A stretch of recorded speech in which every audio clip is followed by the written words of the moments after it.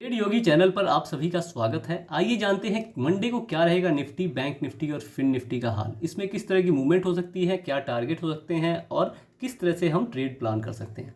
सबसे पहले हम आज की बात करेंगे। आज क्या हुआ, आज के लिए हमने डिस्कस किया था ये ट्रेंड लाइन टूटने पे यहाँ तक का टारगेट यानी 18,200, 220, 200 तक का टारगेट हमने प्लान किया था। टारगेट मिला, टारगेट के नीचे भी गया लेकिन नीचे सस्टेन नहीं कर पाया, अपसाइड निकला। तो अपसाइड निकला तो यहाँ से अपसाइड निकलने की भी बात हमने कल की थी। यहाँ से अपसाइड निकलने पे टारगेट था इस ट्रेंड लाइन तक का या फिर यहाँ तक का। पहला टारगेट ये था, दूसरा ट्रेंड लाइन और तीसरा 18,340। तीनों टारगेट हमारे हिट हुए हैं और यहाँ से फिर नीचे निकला है। अब बात करेंगे कल के लिए। कल के लिए हम क्या कर सकते हैं, तो कल के लिए देखिए म्यूटेड ओपनिंग के सिनेरियो में अगर म्यूटेड ओपनिंग होती है, यहाँ से ये ट्रेंड लाइन और ये रेजिस्टेंस टूटता है, तब आप अपसाइड की पोजीशन बनाएंगे और आपका पहला टारगेट 18,380, 390 तक का रहेगा। सेकंड टारगेट 18,440 तक का रह सकता है। इस रेंज को आप अगर एक्सटेंड कर देते हैं, ठीक है, तो ये रेंज एक्सटेंड होने पे आपका पहला टारगेट इस की जो ये मिडल लाइन है यहाँ तक का, सेकंड टारगेट यहाँ तक का भी आप प्लान कर चल सकते हैं। लेकिन सेकंड टारगेट की मैं गारंटी नहीं देता, लेकिन यहाँ तक ऑलमोस्ट अचीव हो सकता है।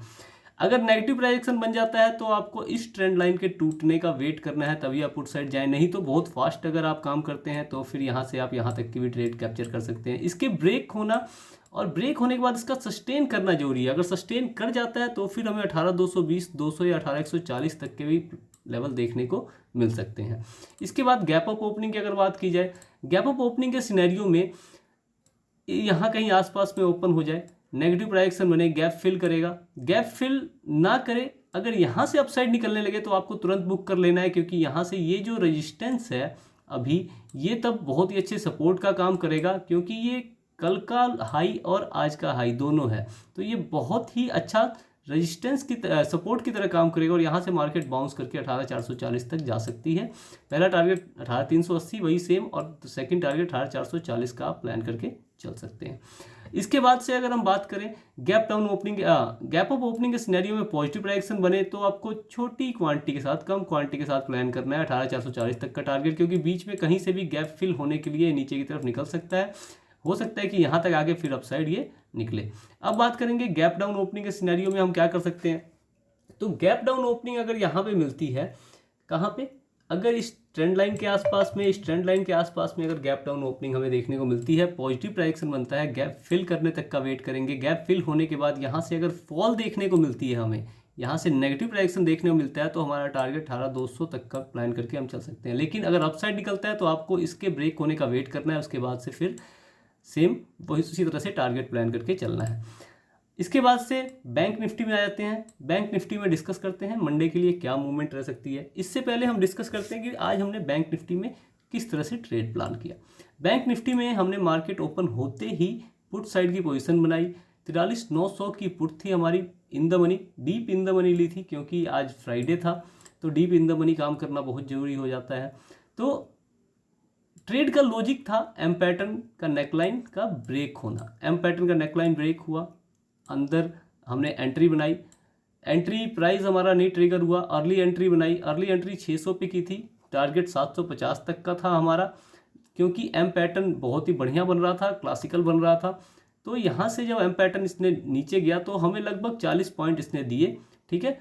उसके बाद से हमने ये भी कह दिया था सभी को कि बुकिंग स्टार्ट कर दें, लेकिन यहाँ से मार्केट ने रिवर्स लिया। तो जैसे ही मार्केट ने रिवर्सल लिया तो तुरंत हमने सभी को कह दिया कि आप सभी कॉल साइड की पोजीशन बना ले, और कॉल साइड की पोजीशन हमने 4300 की कॉल में बनाई थी।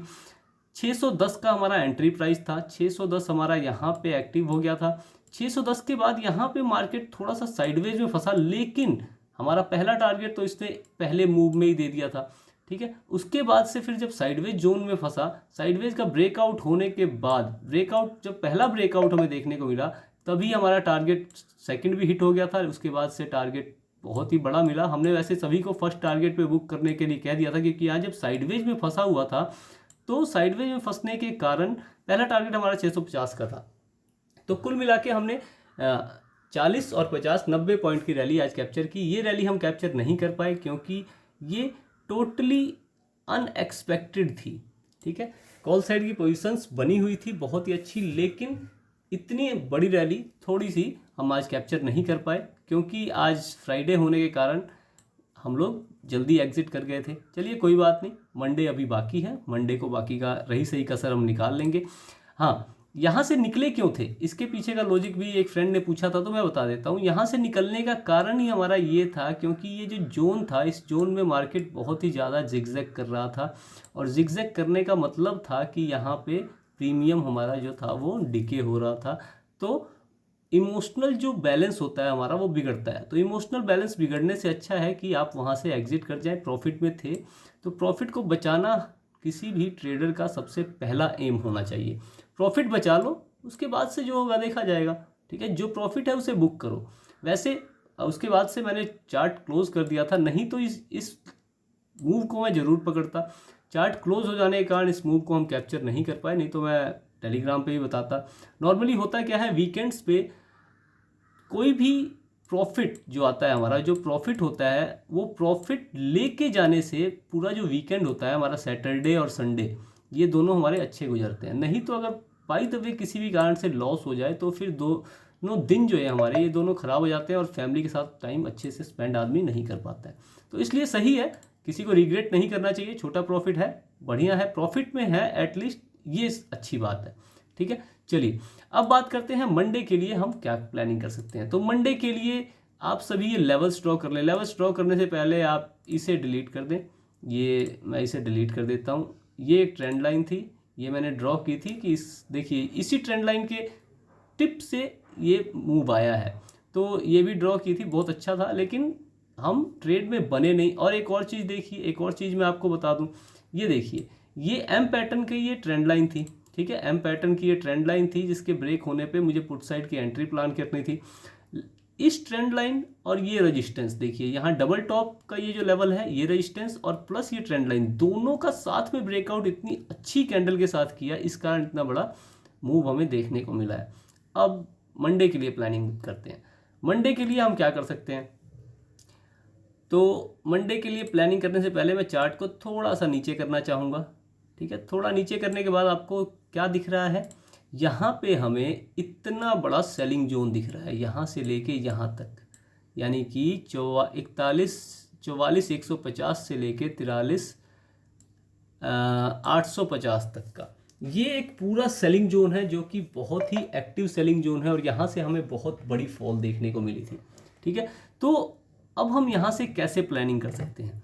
अब देखिए, आप ध्यान से देखें तो यहाँ पे बुलिश एनगल्फिंग पैटर्न बन गया होगा वनडे में।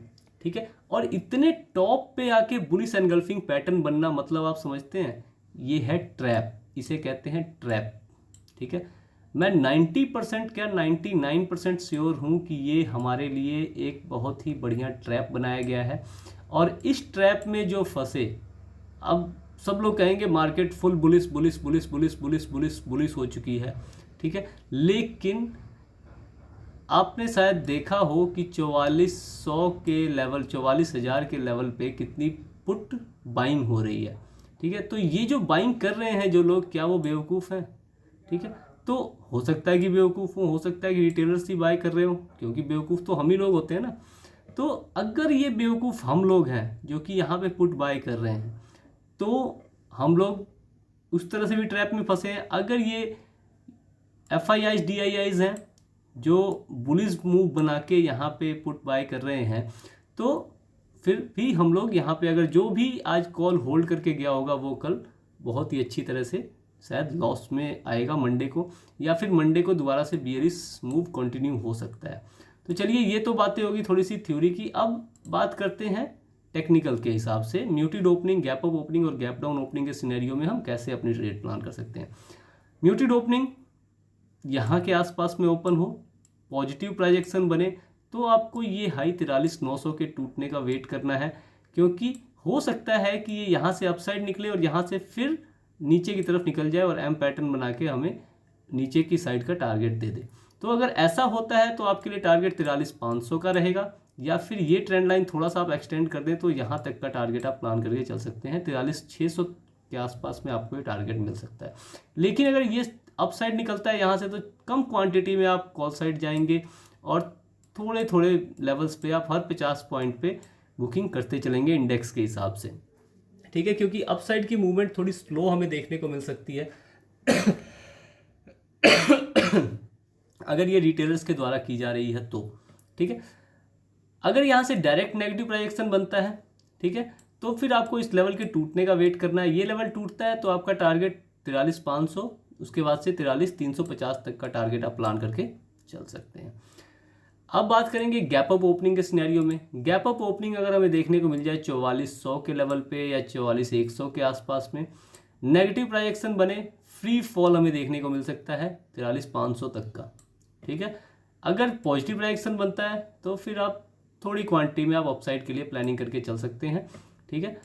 क्योंकि ये जो जोन है, ये जोन मैंने आपको बताया ही पूरा सेलिंग जोन है, तो कहीं से भी हो सकता है कि इसको ब्रेक करता हुआ दिखाए और फिर एक फॉल दे दे। तो इसके लिए आप सभी को तैयार रहना है, लेकिन मार्केट जिधर जाए उसके साथ उधर जाना है। मार्केट अगर अपसाइड जा रही है तो हमें उसके साथ अपसाइड निकलना है, लेकिन अगर वो नीचे की साइड फिर निकलना शुरू कर रही है तो तुरंत पोजीशन अपनी बदल देनी है, ठीक है। तुरंत पोजीशन बदल के सेकंड साइड में एंट्री प्लान कर लेनी है, ठीक है ना।